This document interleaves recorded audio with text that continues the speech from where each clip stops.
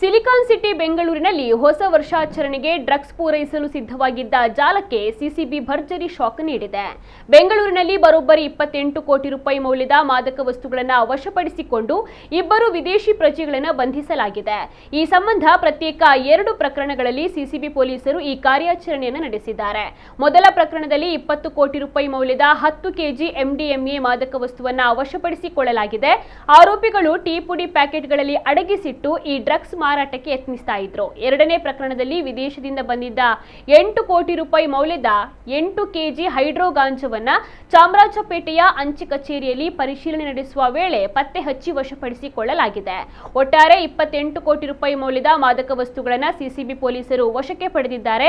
ತಾಂಜೇನಿಯಾ ಮೂಲದ ನ್ಯಾನ್ಸಿ ಮತ್ತು ನೈಜೀರಿಯಾ ಮೂಲದ ಎಮುನಲ್ ಅರೆಂಜಿ ಇಡಿಕೋ ಎಂಬ ಇಬ್ಬರು ವಿದೇಶಿ ಪ್ರಜೆಗಳನ್ನು ಸಿಸಿಬಿ ಬಂಧಿಸಿದೆ.